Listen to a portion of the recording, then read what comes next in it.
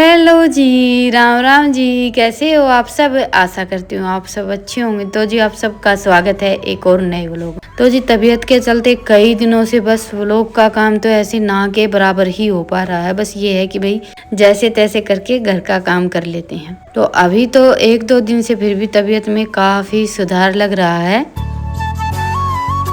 तो ये व्लॉग है, जैसे मैंने आप सबके साथ पहले जो व्लॉग शेयर किया था उससे अगले दिन का। कल मैंने चूल्हे की लिपाई पुताई की थी, अच्छे से साफ सुथरा किया था और रात को निकल गया था दूध। तो चूल्हे की हालत से फिर से वही हो गई थी। तो सुबह उठते ही सबसे पहले तो मैंने मिट्टी भिगोई और आज फिर से इसके ऊपर थोड़े अच्छे से मिट्टी लगा दी है।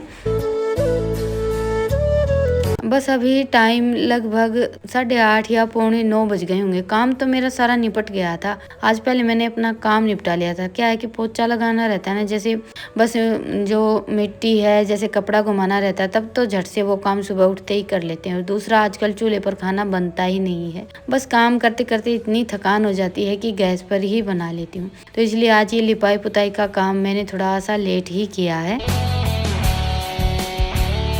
कल जैसे इसके अंदर अंदर थोड़ी सी मिट्टी लगाई थी, आज पहले तो अंदर मिट्टी लगाई है, अच्छे से साफ सफाई की है और उसके बाद फिर बाहर भी मैंने पोछा घुमा दिया है। चूल्हा तो एकदम साफ सुथरा हो गया है और कल तो दूध थोड़ा सा ज़्यादा ही निकल गया था, तो बस बाहर भी मैंने थोड़ा सा पानी डालकर अच्छे से साफ सुथरा कर दिया। देखिए, घर हो या कोई भी काम लगा लीजिए,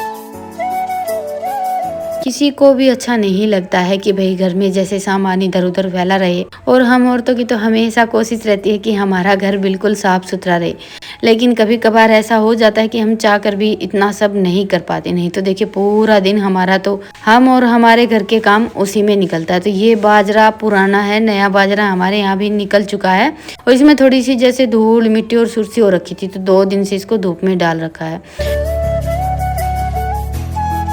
अभी नया बाजरा आ गया है, तो ये है कि भाई जो ये पुराना बाजरा है ना, इसका हम जैसे दलिया वगैरह या कुछ भी बना लेंगे और 12 महीने तक हम जरूर रखते हैं। गेहूं तो जैसे रहते ही हैं, बाजरा भी रखते हैं, क्योंकि भैंस ब्याती है तो उसके लिए देखिए जरूरत पड़ती ही रहती है। और आप सब ने मुझसे हमारी जो भैंस पहले ब्याई थी ना, अभी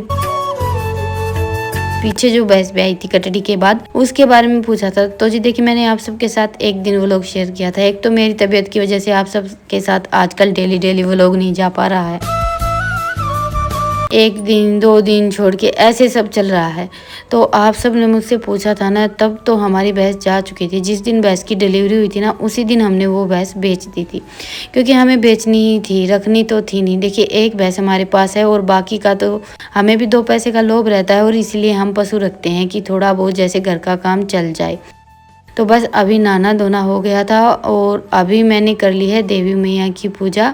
व्रत तो इस बार हो नहीं पाया था, बस देवी मैया की स्थापना की है और उसके बाद फिर जैसे डेली पूजा पाठ वगैरह कर लेते हैं, जोत जला देती हूँ और फिर मैं अभी लग गई थी खाना बनाने में। बस थोड़ा सा जैसे ये तो चले गए थे, कल हमारे यहाँ बाजरा निकलवाया था, तो सुबह सुबह इनको खेत जाना था और हम जाने वाले थे आज देवी मैया पर धोक लगाने के लिए। तो मैंने भी अपना सारा काम बस जल्दी जल्दी समेटा है। काम लगभग सारा निपट गया है। पहले से तो कोई तैयारी थी नहीं, इस बार तो हमारा बस यही चल रहा था, पता नहीं जाएंगे या नहीं जाएंगे। एक तो मेरी तबीयत का कुछ ऐसा ही है और दूसरा ये है कि भाई काम भी हमारा कभी कभी ऐसा होता है कि भाई थोड़ा सा जैसे सब कुछ उलझ सा जाता है, तो वैसा ही चल रहा था। तो बस यही मन में था कि भाई देवी मैया का हुक्म होगा तो जाना होगा, क्योंकि देखिए जैसे 6 महीने में तो नवरात्रे आते ही हैं और हर बार तो हम पहले से ही तैयारी में लग जाते हैं कि धोक लगाने के लिए जाएंगे। लेकिन सच बताऊं तो इस बार हमने ऐसा कोई मन भी नहीं बनाया था और ना ही कोई तैयारी थी। आज अचानक से ही एकदम से तैयारी हो गई थी, तो खाना वाना बन गया था। खाना मैंने बना कर रखा था, बाकी रोटियां किसी ने नहीं खाई थी। और उसके बाद फिर हम सब अभी तैयार हो गए हैं देवी मैया पर जाने के लिए। तो जी अभी बज गए हैं 11 और हम हो गए हैं तैयार। आ जाओ।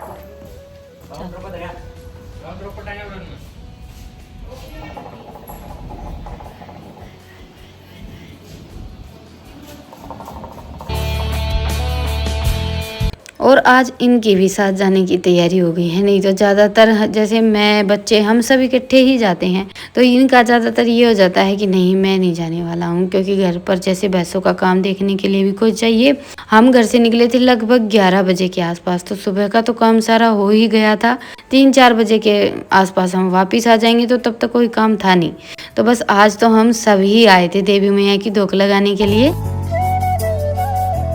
बाकी तो जैसे हम तीनों चारों, दोरानी, जिठानी और रितिका की बुआजी भी आई हुई हैं, तो हम साथ मिलकर ही आए थे।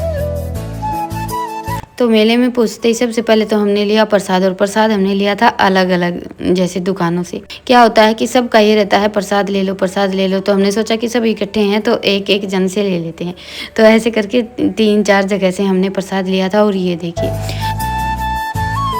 हम घर से तो ये सोच कर आए थे कि आज हमें छीड़ मिलेगी, क्योंकि आठम और नौमी को बहुत ज़्यादा भीड़ रहती है। लेकिन आज भी इतनी ज़्यादा भीड़ थी कि 2-2.5 घंटे तो लग ही गए थे हमें धोख लगाने में। तो बस, पर यह है कि गर्मी नहीं थी बिल्कुल भी, ठंडी ठंडी हवा चल रही थी और बड़ी ही इत्मीनान से हमारी जैसे धोख लग गई थी। ऐसा कोई चक्कर नहीं था धक्का मुक्की का। और आठम नौमी को तो ये रहता है कि बस भागम भाग देवी मैया के दर्शन करो और आगे निकलो। तो मंदिर में पहुंचते ही सबसे पहले तो हमने जोत लगाई। वैसे देखिए, जहाँ पर देवी मैया की स्थापना रहती है ना, वहाँ पर तो बस हमें प्रसाद देकर देवी मैया के सामने प्रार्थना करनी रहती है। नवरात्रों में पूजा वगैरह करने के लिए जैसे जोत जलाने की इतनी जगह तो नहीं होती है, भीड़ तो आप सब देख ही सकते हैं कितनी ज़्यादा है।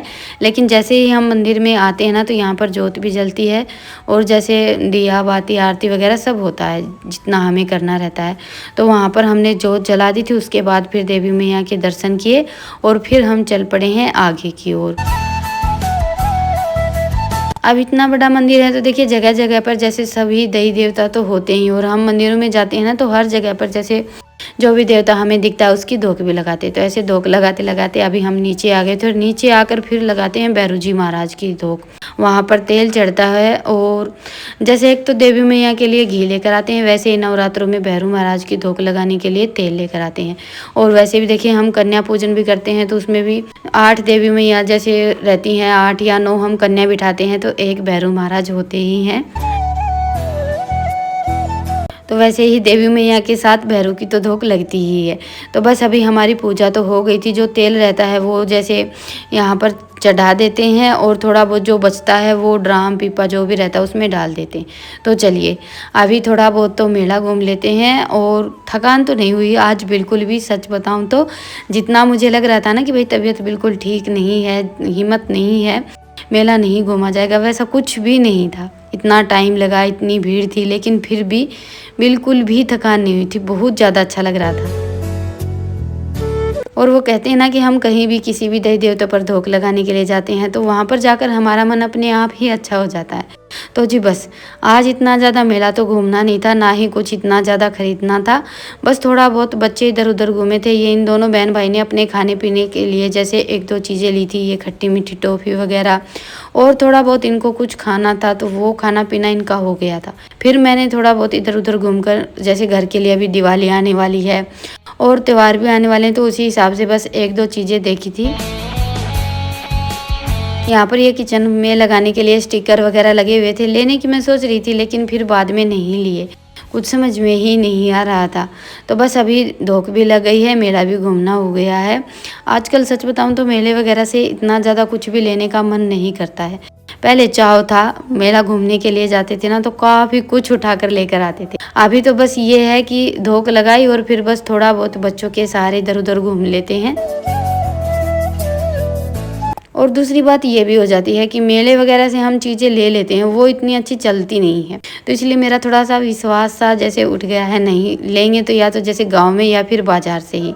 मेले से तो कभी कभार जैसे कोई ऐसी चीज़ रहती है ना जो नहीं मिलती है गांव में, वो ले लेते हैं। तो बस यहाँ पर मुझे चलते चलते दिख गए थे गिलास, वो जो प्लास्टिक के रहते हैं ना, जैसे 100 के 6, 100 के 4 ऐसे मिलते हैं। डिज़ाइन थोड़ा सा अलग लग रहा था, तो वही मैं देख रही थी। इनको भी दिखाई, देखे डिज़ाइन थोड़ा सा अलग लगता है, तो फिर उस चीज़ पर तो हम अटक ही जाते हैं। वैसे तो आजकल गांव में जो ये आइटम वगैरह वाले आते हैं, वो भी काफ़ी सारी चीज़ें लेकर आते हैं। तो बस अभी हमारा मेला घूमना हो गया था, और देखिए सर्दी खांसी पहले ही हो रखी थी, लेकिन फिर भी घूम फिर कर मैंने एक ये जैसे जो काला खट्टा रहता है ना, घोड़ा रहता है, वो लिया है मैंने, और इन्होंने ने बच्चों ने अपना खाना पीना कर लिया जो भी नहीं खाना था। मैंने तो बस ये एक जो ये काला खट्टा रहता है वो लिया। उससे क्या होता है कि मन जैसे थोड़ा सा ठीक हो जाता। सब जैसे अपने अपने हिसाब से घूम फिर कर आए हैं, और ये देखिए ना करते करते भी थोड़ी सी शॉपिंग तो हो ही गई है हमारी। 2-4 चीज़ें तो फिर भी खरीद ही ली हैं, वो आप सबको अगले व्लॉग में दिखाऊंगी, आज के व्लॉग में तो नहीं दिखा पाऊंगी। और बच्चों को मेले से निकालना बहुत बड़ा काम हो जाता। वैसे तो आज बस रितिका और ईशांत ये दोनों बहन भाई ही थे, और इन दोनों का जैसे बस कभी ये कभी वो ख़त्म होने में ही नहीं आ रहा था। बाकी तो आज हमें इतनी ज़्यादा जल्दी भी नहीं थी। जैसे हम शाम के टाइम पर आते हैं ना, तब तो ये रहता है कि भाई थोड़ा सा जल्दी जाना है, भागम भाग रहता है। आज इत्मीनान से तो धूप लगी और बड़े ही आराम से हम मेला घूमे थे। और दूसरा, आज घर के काम की भी कोई टेंशन नहीं थी। हाँ, बस ये है कि जैसे घूमते फिरते सारा दिन निकल गया तो थोड़ी सी थकान हो गई थी, और हालत भी मेरी तो कुछ ऐसी ही हो रखी थी। बस धूप में थोड़ा सा इधर उधर घूमे ना, तो आते टाइम फिर मेरा सिर दुखने लगा था बड़ा तेज का। तो फिर तो ये था कि भाई जैसे तैसे करके घर आ जाए।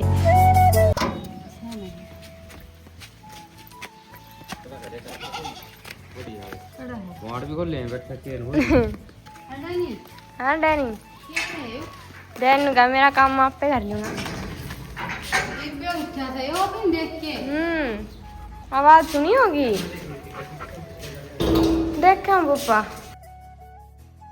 तो जी चलिए अभी लेते हैं आप सबसे विदा, फिर मिलते हैं एक प्यारे से व्लॉग के साथ। तब तक के लिए राम राम। स्वस्थ रहें, मस्त रहें, अपना और अपनों का ढेर सारा ख्याल रखें। और हाँ, व्लॉग पसंद आए तो व्लॉग को लाइक करें, और चैनल पर नए हैं तो चैनल को सब्सक्राइब करें।